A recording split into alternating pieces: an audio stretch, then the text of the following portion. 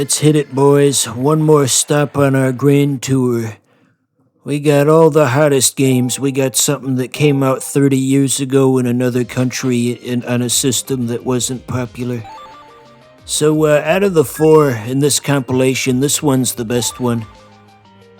Because they made it competitive.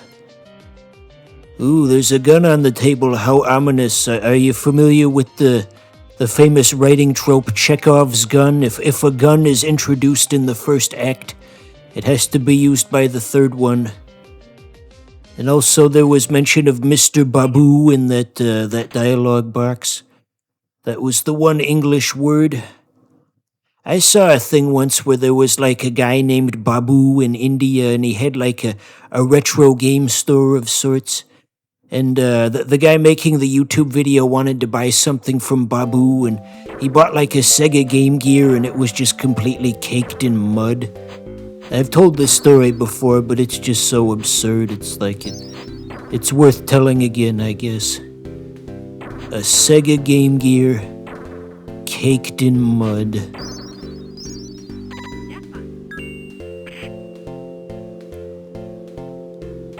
So here's some interesting trivia, some deep lore about this channel, as long as I'm looking at this guy on the screen right now. Back in like 22 or 21, I had the idea. I thought I was gonna completely rebrand this channel. I was gonna like change my profile picture and my name and everything. And anyway, my new profile picture was gonna be this guy on the screen right now. And my name was gonna be Pointing Arab Gaming. And yeah, that would have been funny maybe like once or twice, and probably not in the long term though. And also somebody might think that was racist, I don't know. I don't know what normal is anymore. Pointing Arab Gaming.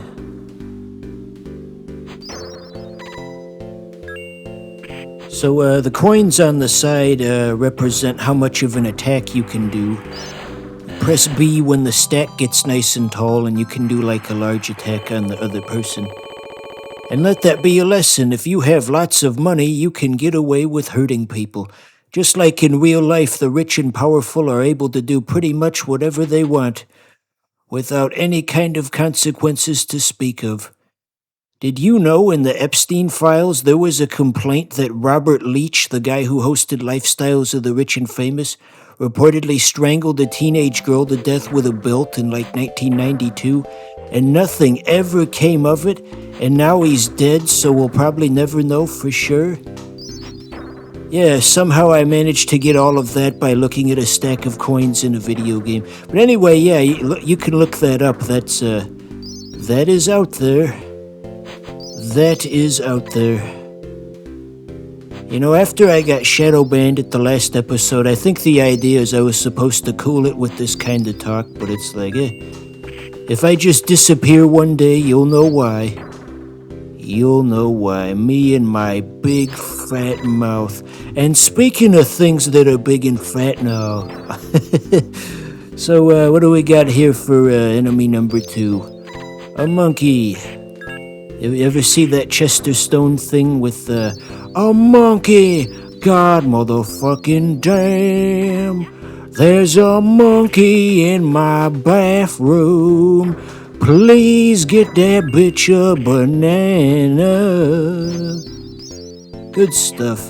What has Chester Stone been doing lately? I tried looking him up when there was like an obituary, but it was for a different Chester Stone, thank goodness. It's like, it scared me there.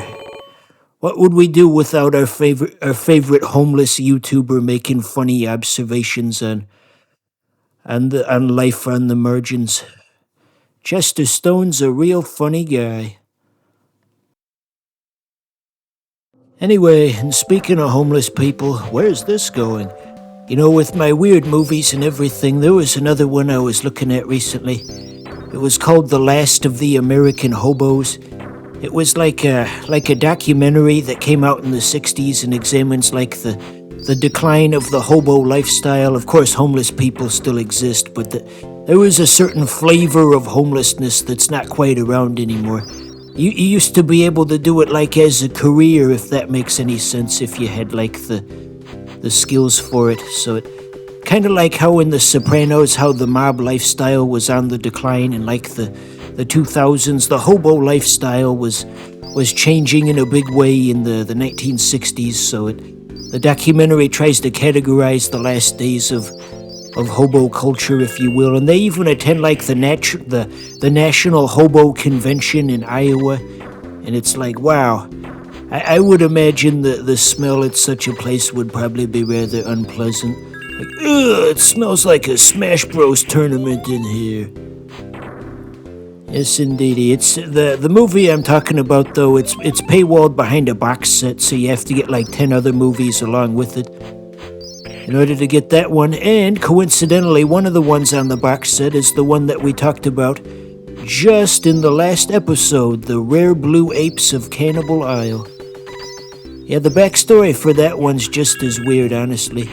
The guy who directed that, he got his start working in porn, and I guess he wanted to make like a real movie, and so he made like this hokey allegory for like the legacy of colonialism and like an anti-racist movie, but he just gets the message of anti-racism completely wrong because the native people are just dressed like fucking monkeys. Literally, they're dressed like monkeys. How did you not...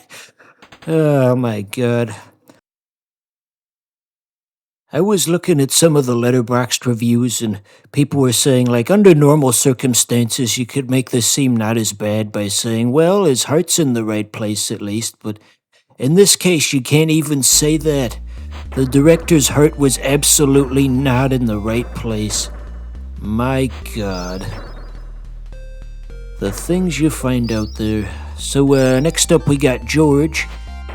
All the other enemies were all fantastical, like magical creatures, like cyborgs and talking monkeys and Middle Eastern people, but George is just a normal man, you see, a normal Japanese butler with gropey hands. That's not very fantastical, I must say. I must say.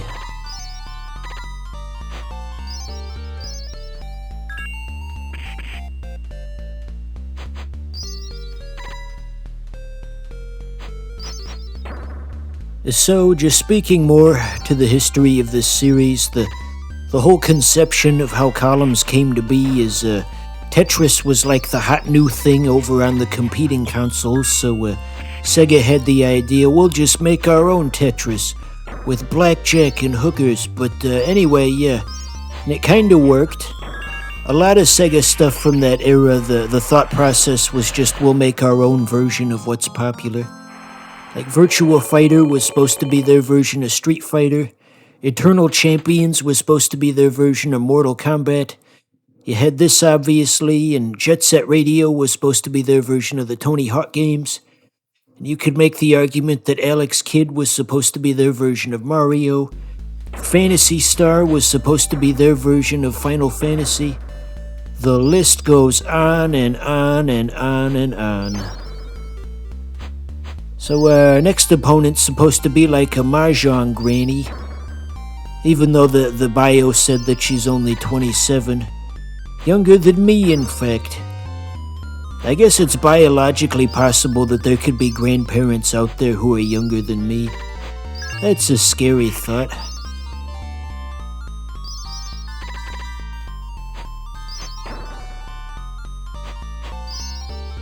So, Classic Game Room, Mark Bustler, he knows about this game also, he has a review of it. It's a comfort to know that at least one other human being is aware of this. Because in real life, oftentimes it's difficult to find other enthusiasts for the things that you enjoy. I'm practically a shut-in. Anyway, and that goes to with my movies too, just the other day I was watching La Jetée, and it's like, who else in life do I know that could possibly have any familiarity with this? But you gotta teach people about it, is the thing. Even if you don't know people in real life who are familiar with it, it's your opportunity to show it to people. You can be ground zero for teaching people this kind of stuff. But then there's the added hurdle. Not only The question is no longer finding people who know La Jetée, but finding people who'd be willing to sit through it. That's a whole other ballgame.